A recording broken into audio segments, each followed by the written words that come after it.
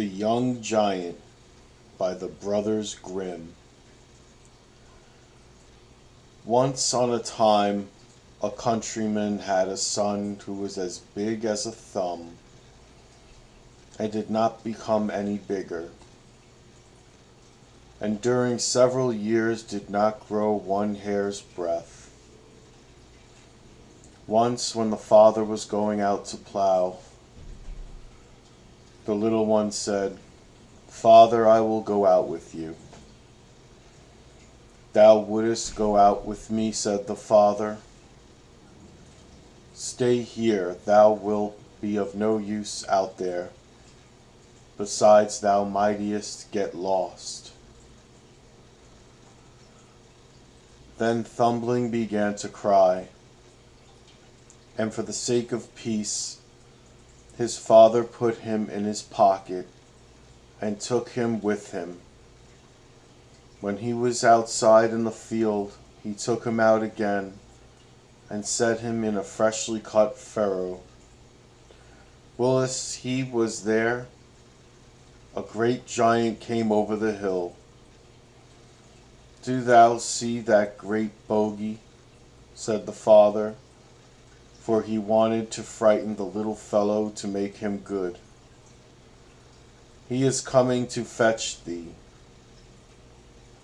The giant, however, had scarcely taken 2 steps with his long legs before he was in the furrow. He took up little Thumbling carefully with 2 fingers, examined him, and without saying one word, went away with him. His father stood by, but what could not utter a sound for terror, and he thought nothing else but that his child was lost, and that as long as he lived, he should never set eyes on him again. The giant, however, carried him home, suckled him, and Thumbling grew and became tall and strong, after the manner of giants. When 2 years had passed, the old giant took him into the forest, wanted to try him, and said, "Pull up a stick for thyself." Then the boy was already so strong that he tore up a young tree out of the earth by the roots. But the giant thought, "We must do better than that," took him back again, and suckled him 2 years longer. When he tried him, his strength had increased so much that he could tear an old tree out of the ground. That was still not enough for the giant. He again suckled him for 2 years, and when he then went with him into the forest and said, "Now just tear up a proper stick for me," the boy tore up the strongest oak tree from the earth, so that it split, and that was a mere trifle to him. "Now that will do," said the giant. "Thou art perfect," and took him back to the field from whence he had brought him. His father was there following the plow. The young giant went up to him and said, "Does my father see what a fine man his son has grown into?" The farmer was alarmed and said, "No, thou art not my son. I don't want thee, leave me." "Truly I am your son. Allow me to do your work. I can plow as well as you, nay better." "No, no, thou art not my son, and thou canst not plow, go away." However, as he was afraid of this great man, he left go of the plow, stepped back, and stood at one side of the piece of land. Then the youth took the plow and just pressed it with one hand, but his grasp was so strong that the plow went deep into the earth. The farmer could not bear to see that, and called to him, "If thou art determined to plow, thou must not press so hard on it. That makes bad work."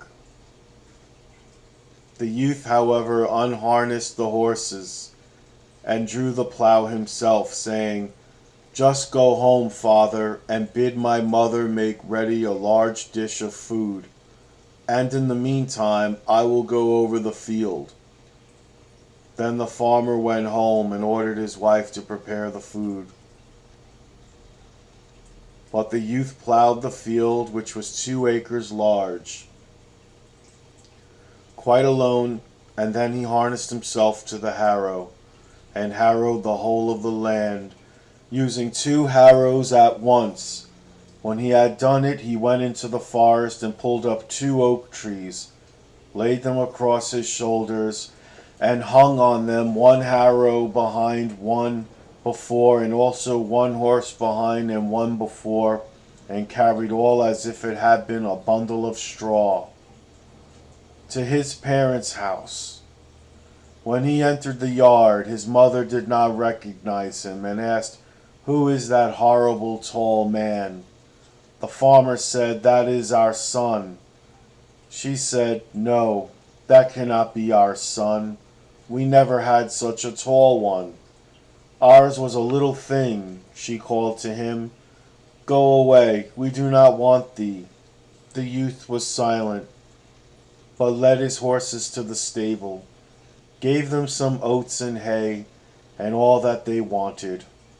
When he had done this, he went into the parlor, sat down on the bench, and said, "Mother, now I should like something to eat. Will it soon be ready?"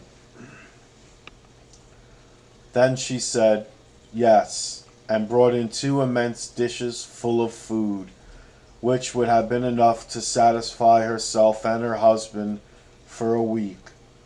The youth, however, ate the whole of it himself, and asked if she had nothing more to set before him. "No," she replied, "that is all we have. But that was only a taste. I must have more." She did not dare to oppose him, and went and put a huge cauldron full of food on the fire, and when it was ready, carried it in.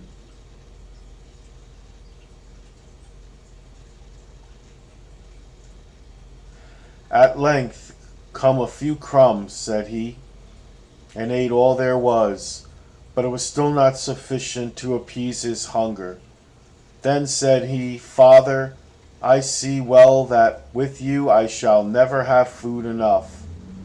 If you will get me an iron staff which is strong, and which I cannot break against my knees, I will go out into the world."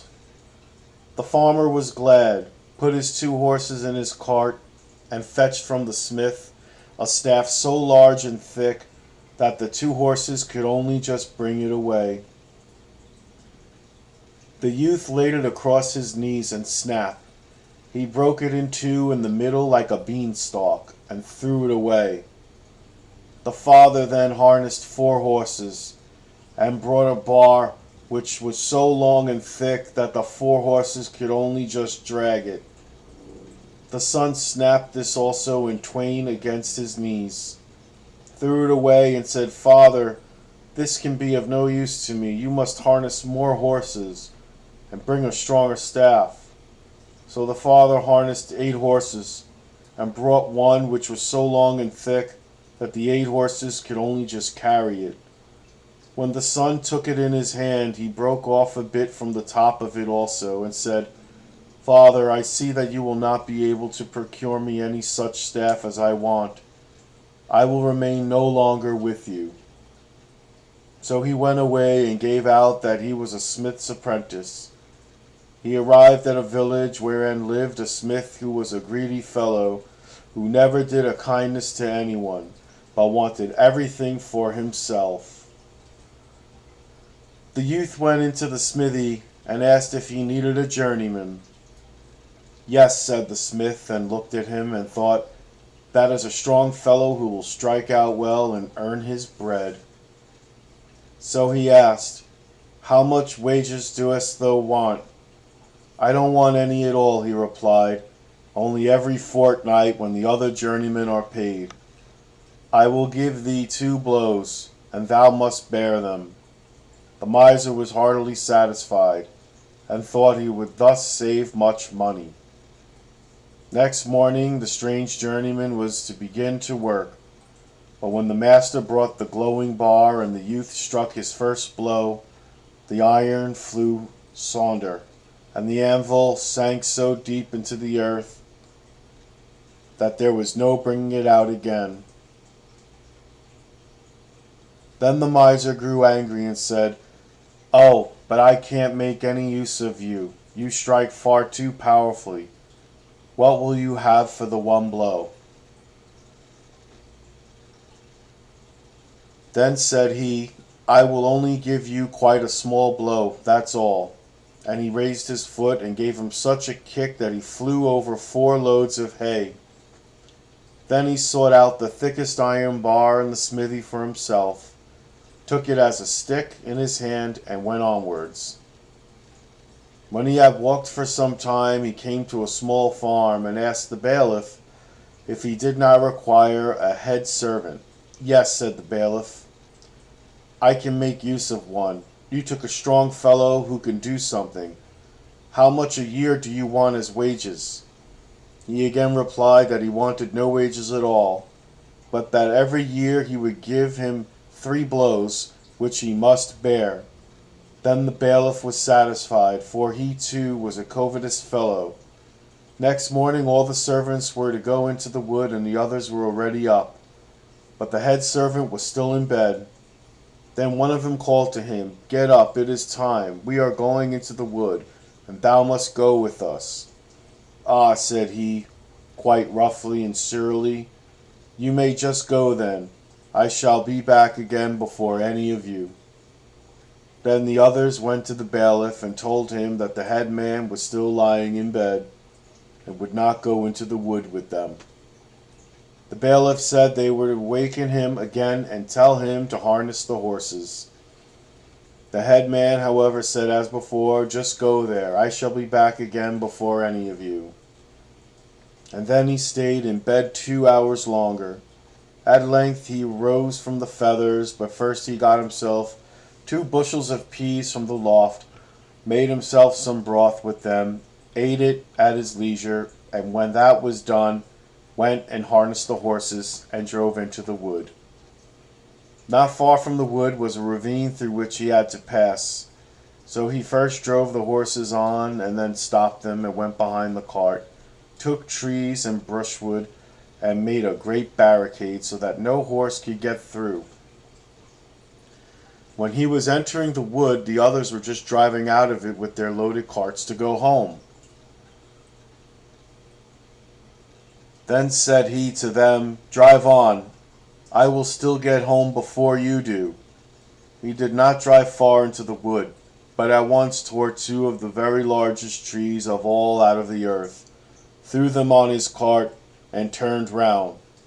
When he came to the barricade, the others were still standing there, not able to get through. Don't you see, said he, that if you had stayed with me, you would have got home just as quickly, and would have had another hour's sleep. He now wanted to drive on, but his horses could not work their way through, so he unharnessed them, laid them on the top of the cart, took the shafts in his own hands, and pulled it all through, and he did this just as easily as if it had been laden with feathers. When he was over, he said to the others, there, you see, I have got over quicker than you, and drove on, and the others had to stay where they were. In the yard, however, he took a tree in his hand, showed it to the bailiff, and said, isn't that a fine bundle of wood? Then said the bailiff to his wife, the servant is a good one. If he does sleep long, he is still home before the others.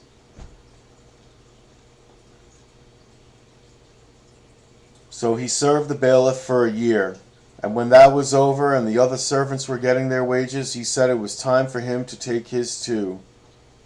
The bailiff, however, was afraid of the blows which he was to receive, and earnestly entreated him to excuse him from having them. Far rather than that, he himself would be head servant and the youth should be bailiff.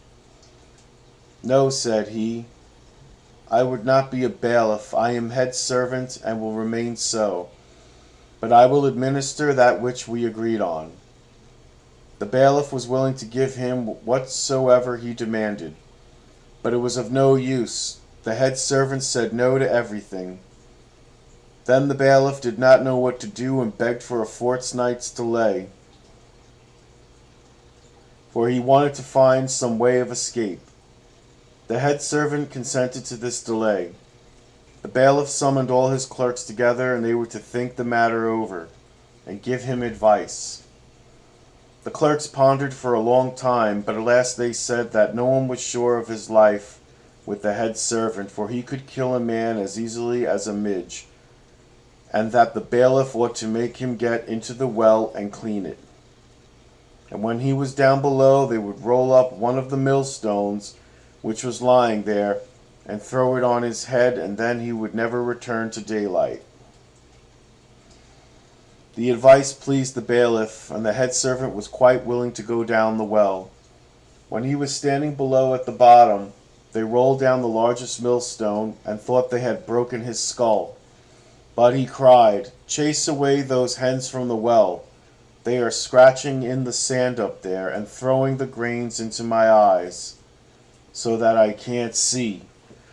So the bailiff cried, Shush, and pretended to frighten the hens away. When the head servant had finished his work, he climbed up and said, Just look what a beautiful necktie I have on. And behold, it was the millstone which he was wearing round his neck. The head servant now wanted to take his reward, but the bailiff again begged for a fortnight's delay. The clerks met together and advised him to send the head servant to the haunted mill to grind corn by night, for from thence as yet no man had ever returned in the morning alive. The proposal pleased the bailiff. He called the head servant that very evening, and ordered him to take 8 bushels of corn to the mill, and grind it that night, for it was wanted. So the head servant went to the loft, and put 2 bushels in his right pocket, and 2 in his left, and took 4 in a wallet, half on his back and half on his breast, and thus laden went to the haunted mill. The miller told him that he could grind there very well by day, but not by night, for the mill was haunted, and that up to the present time whosoever had gone into it at night had been found in the morning lying dead inside. He said, I will manage it, just you go away to bed. Then he went into the mill and poured out the corn. About 11 o'clock he went into the miller's room and sat down on the bench. When he had sat there for a while, a door suddenly opened, and a large table came in, and on the table wine and roasted meats placed themselves, and much good food besides, but everything came of itself, for no one was there to carry it.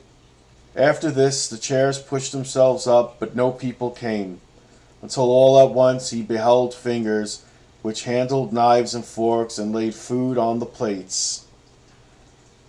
But with this exception he saw nothing.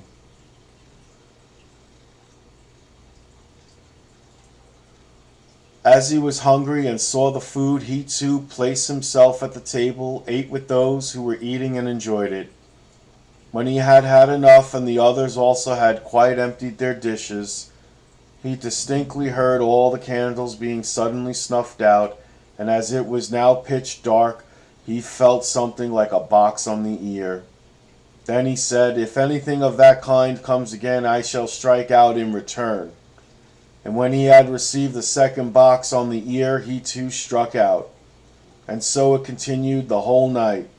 He took nothing without returning it, but repaid everything with interest, and did not lay about him in vain.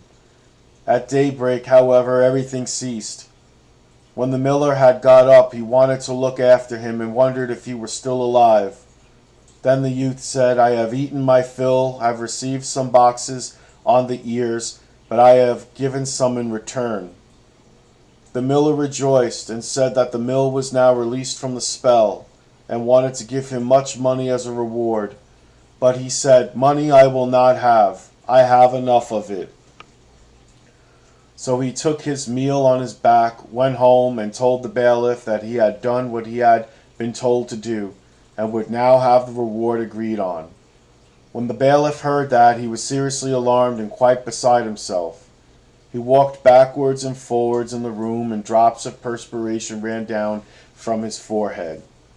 Then he opened the window to get some fresh air, but before he was aware, the head servant had given him such a kick that he flew through the window out into the air and so far away that no one ever saw him again. Then said the head servant to the bailiff's wife, If he does not come back, you must take the other blow. She cried, No, no, I cannot bear it, and opened the other window, because drops of perspiration were running down her forehead. Then he gave her such a kick that she too flew out. As she was lighter, she went much higher than her husband. Her husband cried, Do come to me. But she replied, Come thou to me, I cannot come to thee. And they hovered about there in the air, and could not get to each other. And whether they are still hovering about or not, I do not know. But the young giant took up his iron bar and went on his way.